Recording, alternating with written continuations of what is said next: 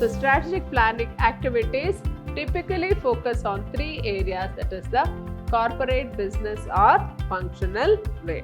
If it is a corporate plan, it focuses on organizing and aligning the structure of the business. The mission of the organization is very, very important because it will know where the company is heading.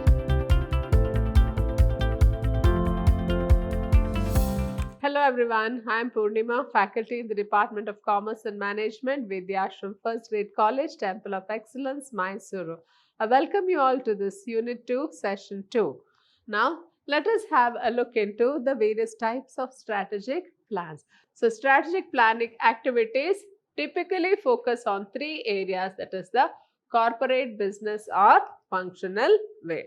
So, when you think about strategic plans, it will be always on the basis of business plans, corporate plans and the functional plans. Now, what is a business plan? A business-centric strategic plan focuses on the competitive aspects of the organization, creating competitive advantages and opportunities for growth. So, when you think of a business plan, it will be usually for the competition. So, competitive aspects of the business, how the competition can be quelled or how the organization can have competitive advantage and what are the opportunities for growth. So, all this we will be having an insight in the business plans. So, these plans adopt a mission, evaluating the external business environment, setting goals, allocating financial, human and technological resources to meet those goals. So, this is the typical strategic plan and the main focus of this article. So, if it is a business plan, we should know, we should have an analysis of the environment of the business. So, evaluate the environment, you set goals and allocate financial, human and technological resources to meet those goals. So, in this way, a business plan will be built. The next, the corporate plans. A corporate-centric plan defines how the company works. It focuses on organizing and aligning the structure of the business, its policies and processes, and its senior leadership to meet the desired goals. So, if it is a corporate plan, it focuses on organizing and aligning the structure of the business. So, how do you align the organizational structure, its policies and processes and its senior leadership to meet the desired goals? For example, the management of research and development works should be structured to function dynamically and on an ad hoc basis. It would look different from the management team in finance or HR. So, when you think of setting up a research and development project, so it should be in such that it might work structured to the function dynamically and on an ad hoc basis. The way the research and development department functions will be different from a HR department will function. So, there will be lot of differences when you make corporate plans. Then, the next plan is the functional plan. It fits with the corporate level strategies and provides a granular examination of the specific departments or segments such as marketing, HR, finance and development. So, these functional plans, they will be always based on the corporate level plans and it provides an examination of the specific departments like, so it will tell us what each department is expected to do. So, departments like marketing, HR, finance and development. So, what each department has to do, so that will be clearly spelled out in a functional plan. So, it focuses on policy and process such as security and compliance while setting budgets and resource allocations. So, whenever we have a functional plan, it should be in compliance with the setting of the budgets and also allocation of the resources. Only then the plans can be implemented successfully. Then, in most cases, a strategic plan will involve an element of 3 focus areas, but the plan may lean towards one focus area depending on the needs and types of the business. So whenever a strategic plan has to be formulated, it will be on the basis of this focus. That is, the focus will be on the corporate level or the business level or the functional level. But based on the type of business and the nature of business, there will be a focus on one particular area. Then next we look into the stages in strategic planning. Firstly, defining the organization's mission. So we all know that the mission of the organization is very, very important. It reflects the business domain or framework within which the firm will operate. So the mission of the organization is very, very important because it will know where the company is heading. So the business domain of the organization consists of the customer groups that will be served, basic products that will be offered, and the technology involved. So we should know what is the customer group it is serving. So what are the product it is offering to the customers, and what is the technology used by the business. Then second one is a well-defined business mission statement should provide a view of what an organization seeks to accomplish and the markets and the customers it seeks to pursue now and in future. It defines the very purpose of the existence of the organization. So the mission statement should determine what is the purpose of the organization, why the organization is existing, who are the people it will be serving, what are the products it is offering, and all these things it has to tell.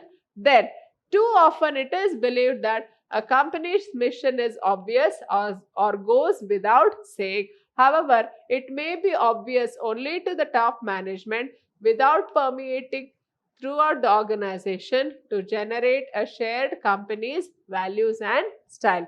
So, but whenever we think about the mission statement, most of the companies, they say it goes without saying. But then whenever you have a mission for the company, it should not be only obvious only to the top management, but it should go to all the levels of the organization so that they have a shared vision of the company's values and the style of functioning. Then a properly constructed mission statement, one which considers the many dimensions of a company's relationship with its stakeholders and which includes the time, purpose and direction, should be the definitive statement of why the company is in business, how it intends to remain in business, and with what resources the company will be managed. A mission statement should also specify the company domain in which the organization will operate. So, a properly constructed mission statement, it should consider the many dimensions of the company's relationship with its stakeholders. So, it may be the customers or anybody who are the stakeholders to the business. So, it should include the time and purpose of direction. So, what is the time within which they will accomplish the goal?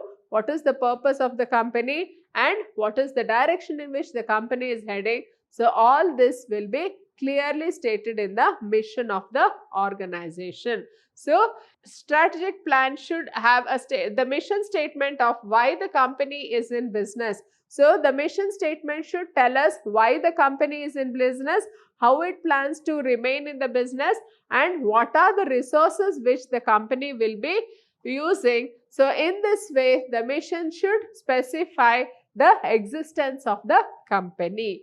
Then, the customer groups that will be served. So, when you speak of the mission statement, it should clearly tell us whom it wants to cater to, what type of customers it will be attending to. Second one is the customer needs that will be met. So, what kind of customer products they will be producing. And lastly, what is the technology that will satisfy these needs. So, what kind of technology they will use to satisfy the needs of the customers. So, these three dimensions have to be thought of before you just have the mission statement. Then the strategic and marketing analysis. This is the stage 2 of strategic planning. So, in this we have the 3 steps. So, what are the 3 steps here? marketing audit and SWOT analysis. Now, what is this marketing audit? You have an intensive study of the market. So, how you collect the information relating to your product, what is the feedback of the customer, and you also have a research on what is going on, what are the changes in the customer state and tastes and preferences, and then we have a SWOT analysis.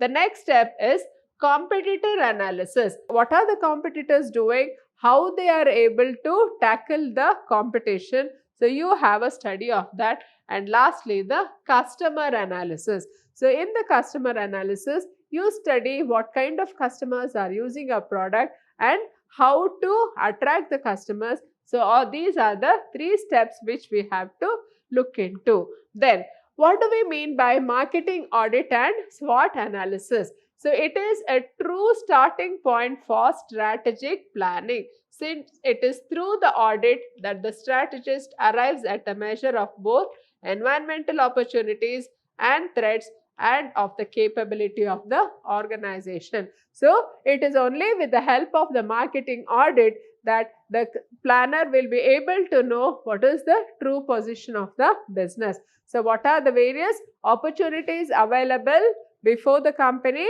and what are the threats to the company, and how the company is able to manage these opportunities and threats. So, that will all be done in this stage itself.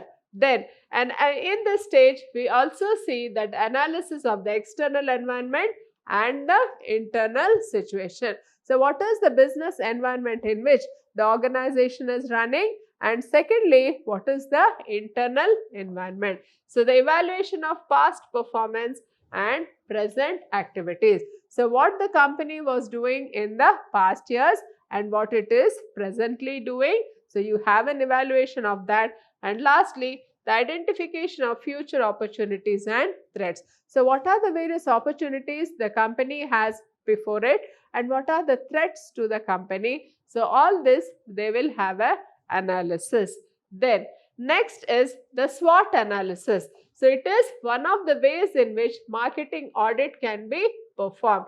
Here, the manager prepares 2 lists, that is an SW list, that is the strength and the weaknesses list, describing the company, the main strength and weaknesses of the product, and an OT list. So, what is this OT list? That is the opportunities and the threat list, describing the chief opportunities and threats. So, in SWOT analysis, we have an in-depth study of the company. So, the strength and weaknesses on one side and opportunities and threats on the other side. Then, so the strength and weaknesses describes factors internal to the company, and OT describes the forces external to the company. So, strength and weaknesses means it is something which is internal to the company, whereas opportunities and threats are outside the company. So, the manager should begin with the OT list. What are the attractive opportunities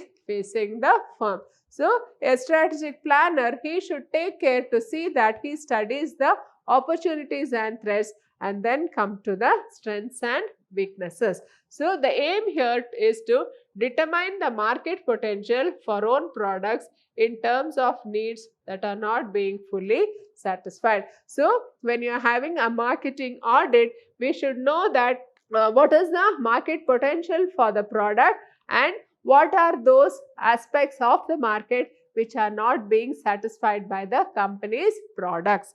Then, next one is the opportunities. Again, when you have an analysis of the opportunities, they can be of 3 types. The first one is the additive opportunity, second one is complementary, third one is breakthrough. Now, let us look into what is an additive opportunity. An additive opportunity more fully exploits already existing business resources. So, it does not change the character of the business. So, an additive opportunity more fully exploits the existing resources. So, whatever the existing resources of the business, it will try to exploit the resources more and more, but it will not change the character of the business. The paper manufacturer who extends his marketing from The commercial printer to the office reproduction field is one such example. So, a paper manufacturer. So, there is an example here. So, for the marketing plan, so additive opportunities should not be allowed to take resources away from complementary or breakthrough opportunities. So, whenever we have an additive opportunity, we should see that they do not interfere with the complementary or breakthrough opportunities. Now, let us look into what is a complementary opportunity. So, it will change the structure of the business. It offers something new which combined with the present business results in a new larger than sum of its parts. So, a complementary opportunity, it will change the structure of the business. So, how it will change the structure of the business? So, when it is combined with the present business, it will present a larger than sum of its parts. So, it will present an entirely new business for the existing business. So, the breakthrough opportunity changes the fundamental economic characteristics and capacity of the business. So, in a complementary one, so it will change the entire structure, whereas in a breakthrough opportunity, it will change the fundamental economic characteristics and capacity of the business. Now, a threat, let us have a look into the various kinds of threats. So, it is a challenge posed by an unfavorable trend or development that would lead, in the absence of defensive action, to deterioration in sales or profit. So, we have defined what is the meaning of threat here. A threat is something that is unfavorable to the business. So, if you don't have defend this threat, then it will lead to deterioration of sales. That means the sales will start falling in case you don't pay attention to the threat. An industry and organization also face weaknesses. Weaknesses could be that of the departments of the organization unable to work as a team, and it cannot be totally eliminated but must be identified and minimized. Suppose there is lack of coordination between the departments of the company, then that may be a weakness to the company. So, these weaknesses cannot be totally eliminated, but they can be identified and minimized. With this, we come to the end of this session. Thank you.